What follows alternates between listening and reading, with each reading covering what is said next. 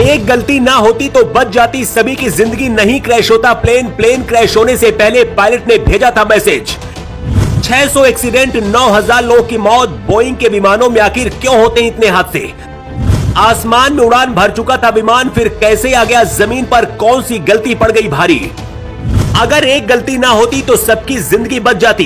क्या जानबूझकर सभी यात्रियों को मरने के लिए छोड़ दिया गया? अहमदाबाद में प्लेन क्रैश होने से पहले पायलट ने मैसेज भेजा था।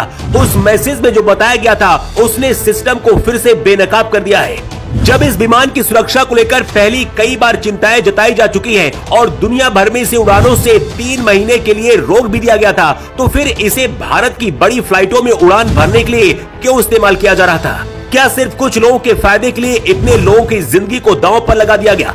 अहमदाबाद एयरपोर्ट से उड़ान भरते हुए एयर इंडिया का विमान जब क्रैश हुआ, विमान के अंदर 242 के करीब लोग सवार थे।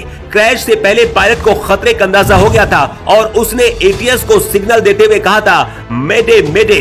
किसी भी फ्लाइट में मेडे कॉल एक इमरजेंसी मैसेज होता है जो पायलट उस वक्त देता है जब विमान किसी गंभीर संकट में हो या फिर यात्रियों या फिर क्रू की जान खतरे में होती है। जैसे विमान का इंजन फेल हो जाना, विमान में आग लग जाए, हवा में टकराने का खतरा हो या फिर हाईजैक हो जाए प्लेन, तो ऐसी स्थिति में पायलट ये सिग्नल एटीएस को भेजता है। लेकिन एटीएस सिग्नल मिलने के बाद भी कोई मदद नहीं कर पाया।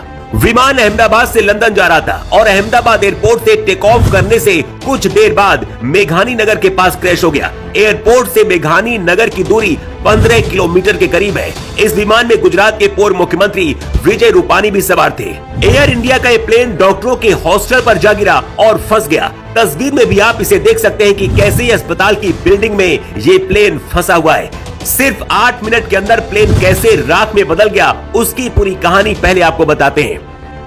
ये air India Boeing 787 dream liner विमान बड़ा एयरक्राफ्ट है। बताया जा रहा है कि 11 साल पुराना एयरक्राफ्ट है। दोपहर 1:30 पर टेक ऑफ से पहले रनवे के बीच में था।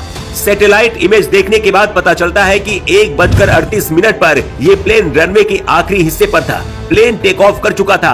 प्लेन एयरपोर्ट से करीब 400 फीट ऊपर तक उड़ा। करीब 8 मिनट तक प्लेन का सिग्नल एक्टिव रहा और 1:40 पर प्लेन क्रैश हो गया। एयर इंडिया का जो विमान क्रैश हुआ है 2020 से 2022 के बीच बोइंग 787-8 की मैन्युफैक्चरिंग क्वालिटी पर सवाल उठ चुके हैं। विमान की चौड़ी बॉडी को कई हिस्सों में बनाकर जोड़ा जाता है। इस दौरान रिपोर्ट्स में खुलासा हुआ कि कुछ विमानों में बॉडी के जोड़ ढीले हैं, उनके पैनल्स के बीच गैप रह गए थे और कार्बन फाइबर हिस्से ठीक से फिट नहीं हुए थे। इसके बाद FAA को भी कई बार दखल देना पड़ा और बोइंग को अस्थायी रूप से डिलीवरी रोकनी पड़ी थी। अप्रैल